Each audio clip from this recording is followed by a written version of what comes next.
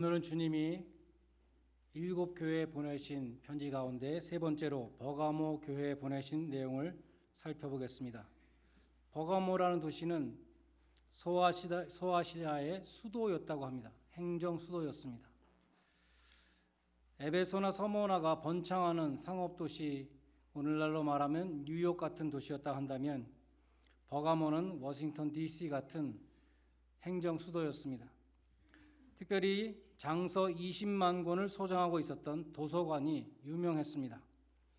당시에 세계 최대 도서관은 아프리카 북단에 있는 알렉산드리아에 있었습니다. 그리고 버가모의 도서관이 세계 두 번째 도서관이었습니다. 기원전 3세기에 유메네스라는 버가모 왕이 알렉산드리아 도서관을 따라잡기 위해서 그 도서관 사서인 라이브러리안이었던 아리스토파네스 오브 비잔티움이라는 사람을 스카우트하려고 했습니다.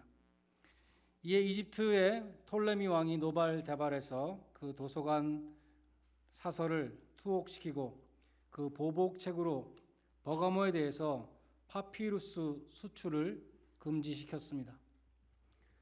버가모 도서관은 책을 만들 파피루스를 구할 수 없게 된 것입니다.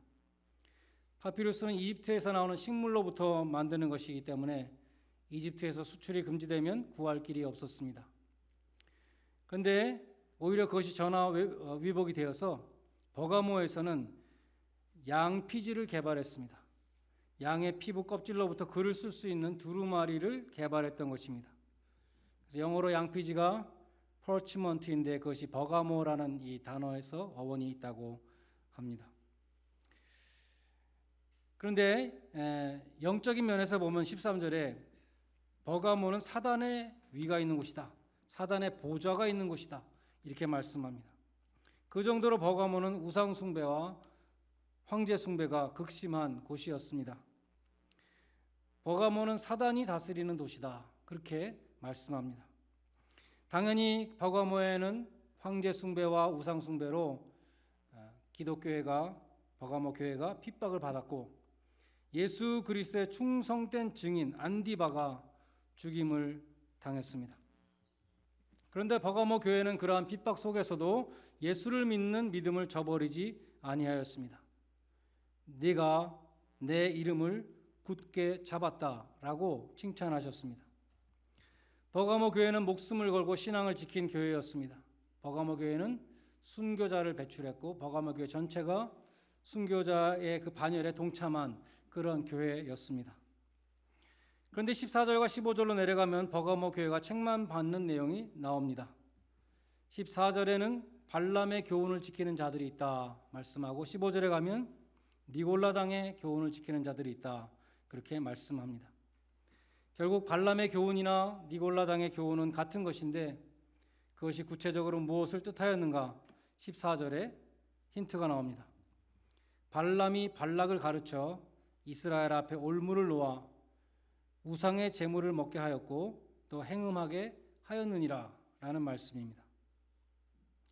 그러므로 버가모 교회는 무언가 우상 숭배와 행음 이 두 가지 때문에 책망을 받았다는 것을 알 수 있습니다. 그렇다면 의문이 생기는데 바로 앞에서 믿음을 지키기 위해 순교까지 마다하지 않았던 이 버가모 교회가 어찌하여서 우상 숭배에 대해서 책망을 듣게 되었는가 하는 것입니다.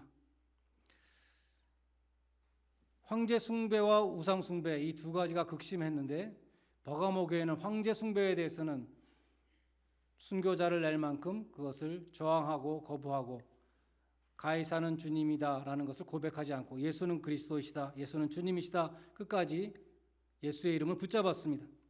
그런데 당시에 만연해 있던 이 문화와 같았던 우상 숭배에 대해서는 타협하고 그것을 조금씩 받아들이기 시작한 것을 알 수 있습니다. 우리도 눈에 보이지 않는 우상, 눈에 보이는 우상을 섬기지 않는다 하더라도 우리 주변에 있는 문화 속에 숨어 있는 우상을 섬길 수 있습니다. 오늘날의 우상은 무엇일까요? 예수님이 말씀하시기를 하나님과 재물을 겸하여 섬길 수 없다. 돈이라는 우상이 가장 강력한 우상입니다. 오늘날은 교회에도 배금주의가 들어와 있다, 이렇게 비판이 높습니다. 믿는 사람들도 하나님보다 돈을 더 중요하게 생각하고 돈 앞에 신앙 영심을 버리는 것입니다. 교회에서도 하나님을 잘 믿으면 돈을 많이 벌 수 있게 해준다고 가르치는 기복주의가 판을 칩니다. 제가 1989년 8월 21일에 미국에 처음 와서 고든 코넬 신학교 아파트에 입주를 하고 텔레비전을 샀습니다.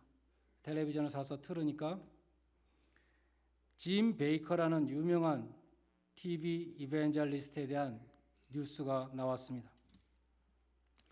그분은 당시에 50세이셨는데 돈 문제와 성추문으로 감옥에 갔습니다. 그 목사님이 대표적인 기복신앙을 가리키는 사람이었다 그래요.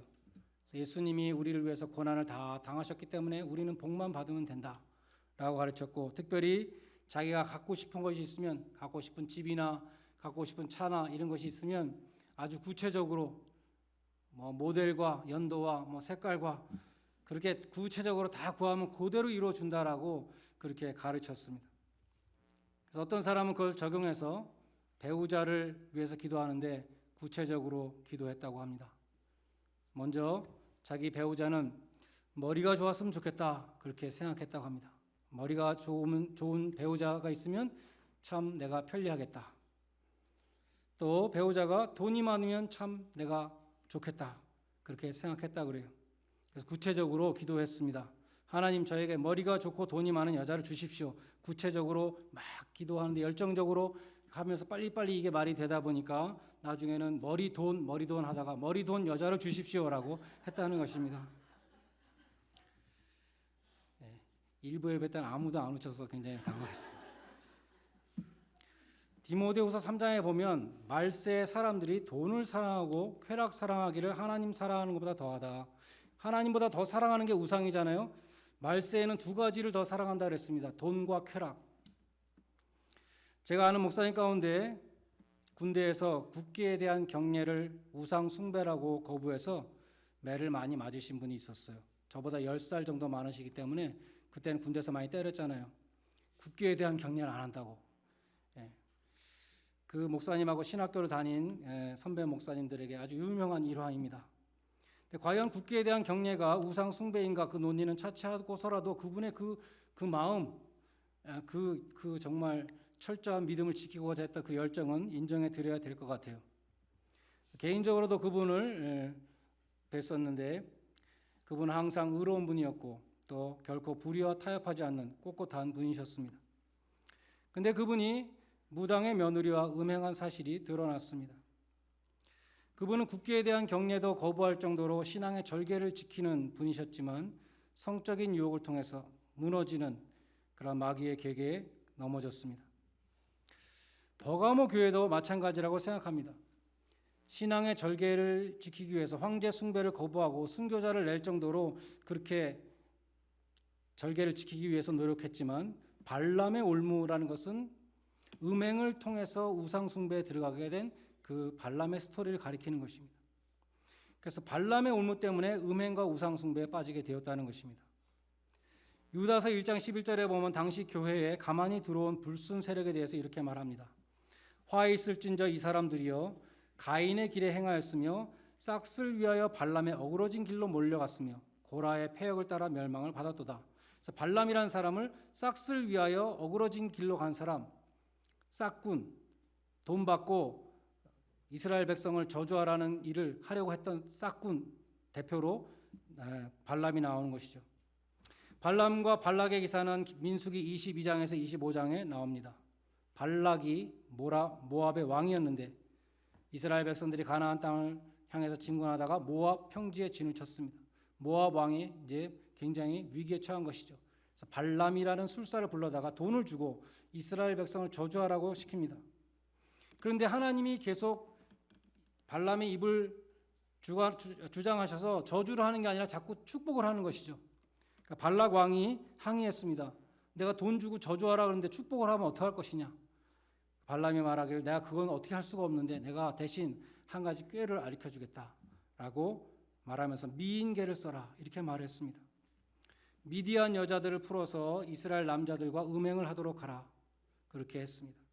그래서 이스라엘 남자들이 미디안 걸프렌드를 따라서 미디안의 신 바알을 섬기도록 우상 숭배 자리로 자연히 동참하게 했다는 것입니다. 민수기 25장 3절에 보면 이스라엘이 바알 부올에게 부속된지라 부올 지방의 바알 신에게 이스라엘 백성들이 다 지금 절을 하게 됐다는 것이죠. 얼마나 심각했는가 하면 시므온 지파 12지파 중에 하나인 시므온 지파의 족장 최고의 족장 시므리가 고수비라는 미디안 여자에게 빠졌습니다. 비느하스가 쫓아가서 창으로 두 사람의 배를 꿰뚫었다. 이렇게 기록되어 있습니다. 이스라엘 백성들에게 그냥 바알 신에게 절하라 그러면 그렇게 많은 사람들이 우상 숭배에 빠지지 않았을 것입니다. 갑자기 내가 왜 바알 신을 섬겨? 우리는 여호와를 섬기는 백성이다. 이렇게 말했을 것이죠. 그런데 미끼를 던져서 유혹했다는 것입니다. 미디안 여자들을 통해서 미디안 여자들의 손을 잡고 우상 숭배로 들어오도록 그렇게 끌어들였다는 것이죠. 구약에 보면 우상 숭배를 영적인 간음이라고 부릅니다. 발람의 꾀는 무엇이었는가? 육체적인 간음을 통해서 영적인 간음을 하도록 하는 것이었습니다. 이방 여자들을 통해서 이방 신으로 이끄는 것이었습니다. 버가모는 사단의 보좌가 있다 할 정도로 우상 숭배가 극심한 곳이었습니다. 당시에 이방 신전에는 여사제들이 있었습니다. 그들은 창기들이었습니다. 이방 신전에서는 제의적인 음행이 행해졌습니다. 영어로 ritual prostitution이라 그러는데 종교 의식의 일환으로 신전에서 여사제들과 음행을 했다는 것입니다. 그러므로 당시 버가모에서 이 ritual prostitution은 불법이 아니었습니다. 양심에 꺼리끼는 비윤리적인 행위도 아니었습니다. 부인에게 몰래 감춰야 되는 것도 아니었습니다. 신전 음행, 종교 행위였습니다. 거기에는 아마 무언가 분명히 신학적인 설명이 있었을 것 같아요. 통일교에서는 하와가 뱀하고 음행을 했기 때문에 그 피를 깨끗하게 하려면 교주 문선명하고 음행해야 된다. 뭐 그런 교리가 있다 그러잖아요. 그런 식으로 신전 음행에 대해서도 신과의 관계 신을 기쁘게 한다든지 신과의 관계를 맺으려면 그렇게 한다든지 하여튼 무엇인지 모르지만 그러한 황당한 신학적인 설명이 있었을 것 같습니다. 신전 음행은 숨어서 몰래 하는 것이 아니라 종교 의식이었습니다.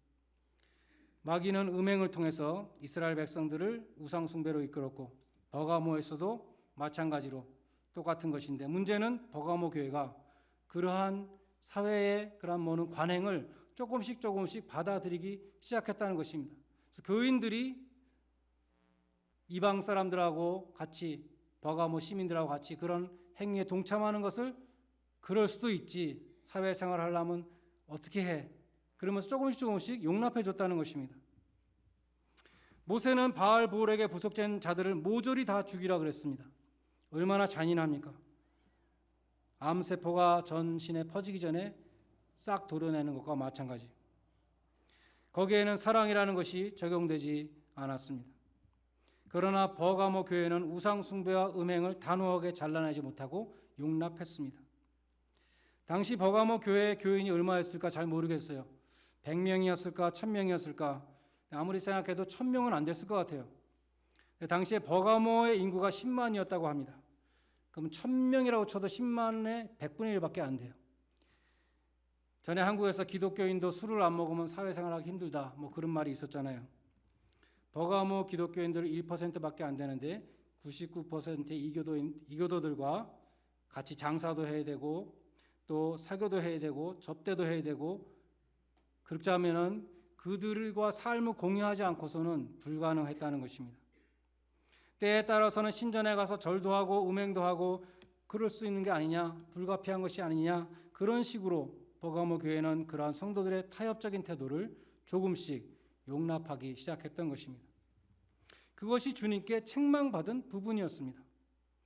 네가 죽임을 당할 때에도 내 이름을 버리지 않았는데 어쩌다가 발람의 올무에 빠져서 니골라 당의 교훈을 지키는 저들을 용납했는가? 니골라 당의 교훈도 무율법주의, 자유방임주의, 마음 중심만 곧바로 서 있으면 행동은 좀 괜찮아, 이런 것이었습니다. 믿음만 바로 서 있으면 사회생활하면서 세상 사람들하고 사교하고 그런 가운데 그럴 수도 있는 것이다 라고 타협하는 것은 타협적인 그러한 태도를 취하는 것이 니골라당의 교훈이었습니다. 버가모 교회는 에베소 교회와 좋은 대조를 이룹니다. 에베소 교회는 어땠습니까? 니골라당의 행위를 미워하는도다. 그런 자유방임주의적인 행음, 우상숭배를 철저하게 배격했습니다. 그래서 사랑이 없다라는 책망을 받았습니다. 첫사랑을 잃어버렸다.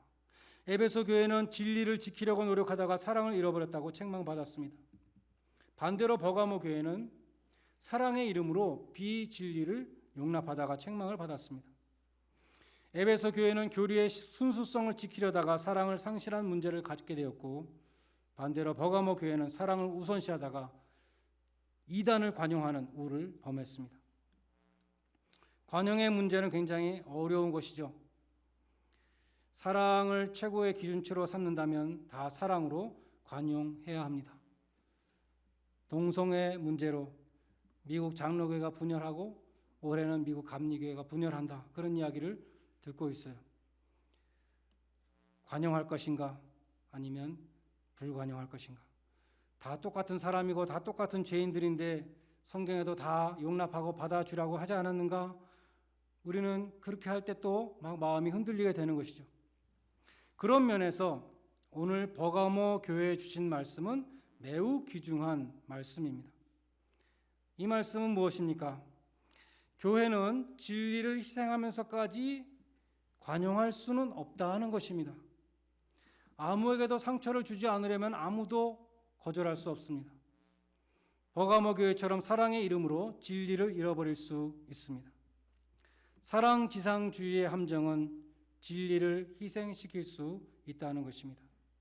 교회가 옳고 그름에 대해서 무엇은 틀렸다, 이런 말을 더 이상 못하는 것입니다. 교회의 참된 표지는 말씀과 성례와 권징, 디스플린이라 그랬는데 아무의 마음도 상하지 않게 하려면 디스플린을 할 수 없습니다. 그러나 진리를 희생시키는 사랑은 결코 주님이 원하는 사랑이 아니라는 것을 오늘 본문은 보여주고 있습니다.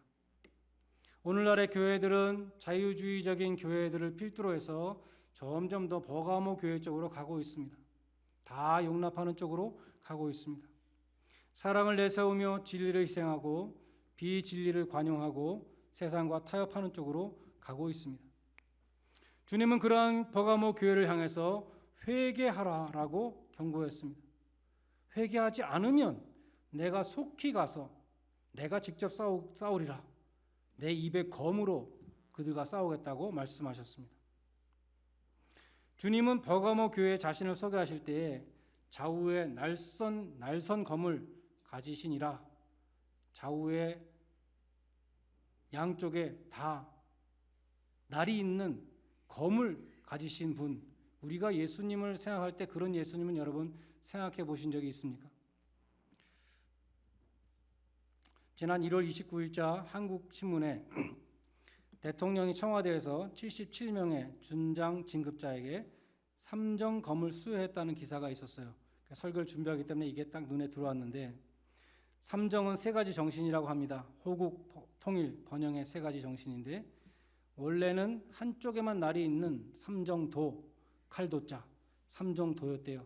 근데 2007년에 양쪽에 다 날이 있는 삼정검으로 바뀌었다고 합니다. 그래서 도는 한쪽에만 날이 있는 것이고 검은 양쪽에 다 날이 있는 것이죠. 진리를 떠나서 세속화되고 있는 버가모 교회를 향해서 양날검을 가지신 주님이 심판하시겠다라고 그렇게 무시무시한 경고를 하고 계신 것입니다. 반면에 상급이 있죠. 돈과 쾌락을 우상으로 섬기지 않고 세상과 타협하지 않고 믿음을 끝까지 지키며 이기는 자에게는 상급이 있습니다. 감추었던 만나와 흰 돌을 줄 터인데 그 돌 위에 새 이름이 기록될 것이다. 요한복음 6장에 예수님이 말씀하셨습니다. 요한복음 6장 전체 떡에 대해서 나오죠. 나는 생명의 떡이다. 예수님이 이스라엘 백성들이 광야에서 먹었던 그 그 만나하고 생명의 떡으로 오신 예수님 연결시켰습니다. 여기에 감추어진 만나는 그래서 영생을 가리킵니다. 예수를 믿는 자에게 주시는 영생. 그런데 흰돌에 대해서는 많은 의견이 있어요. 굉장히 많은 의견이 있는데 그중에 이런 해석이 있었습니다. 당시 원형극장에서 죄수나 노예를 맹수와 싸우게 했는데 대부분은 맹수에게 잡혀 먹겠죠. 그런데 어떤 죄수나 노예가 맹수를 제압하고 이기는 사람이 있으면 그 집정관이 흰돌을 던져서 그 사람의 자유의 몸이 된 것을 선포했다고 합니다. 너는 이제 자유다. 흰돌을 던졌다 그래요. 그리고 이름을 줬다고 합니다. 노예나 죄수에게, 이름이 없었던 노예에게 리걸 네임을 줬어요. 그래서 이제는 로마 시민으로, 자기의 리걸 네임을 가진 로마 시민으로 자유의 시민이 된 것을 선포했다고 합니다. 그래서 흰 돌에 이름이 적혀 있다는 것은 우리가 그처럼 구원받은 자유인 천국 백성, 내 이름이 거기 적혀 있는 천국의 말하자면 입장권과 같은 것을 받은 것이다, 이렇게 해석하는 것이 있었습니다. 사람들은 죄를 마음대로 질 수 있는 것이 자유라고 생각합니다. 근데 그것은 결코 자유가 아니라 죄와 사망의 올무에 빠지는 것입니다. 진정한 자유는 죄를 짓지 않을 수 있는 자유가 진정한 자유인 것입니다. 세상과 적당히 타협하는 것이 그것이 자유라고 생각합니다. 교회를 다니지만 세상과 적당히 타협하는 자유를 누리고 싶어 합니다. 근데 그것은 자유가 아닙니다. 진정한 자유는 세상에 물들지 않는 것이 자유입니다. 오늘 본문은 이런저런 핑계로 죄를 용납하는 자들에게 주시는 경고입니다. 세상을 사랑하여 세상과 타협하는 자들을 향해서 경고하시는 말씀입니다. 주님은 말씀하시기를 눈이 범죄하면 눈을 빼버리고 손이 범죄하면 손을 잘라버리고 그 정도로 죄에 대해서 철저하게 너희가 분리되어야 된다라고 말씀하셨어요. 하나님이 우리에게 원하시는 것은 내가 거룩하니 너희도 거룩하라는 것입니다. 세상과 구별된 하나님의 백성이 되라는 것입니다. 하나님이 죄를 용납하시지 않는 것처럼 너희들도 죄를 용납하지 말라는 것입니다. 하나님이 죄를 미워하시는 것처럼 너희도 죄를 미워하라는 것입니다. 사랑의 이름으로 진리를 희생시키고 죄를 용납하지 말라는 것입니다. 여러분 모두가 고린도후서 7장 1절 말씀과 같이 하나님을 두려워하는 가운데 거룩함을 온전히 이루어 육과 영의 온갖 더러운 것에서 자신을 깨끗게 하는 구별된 백성이 되시기를 주님의 이름으로 간절히 축원드립니다.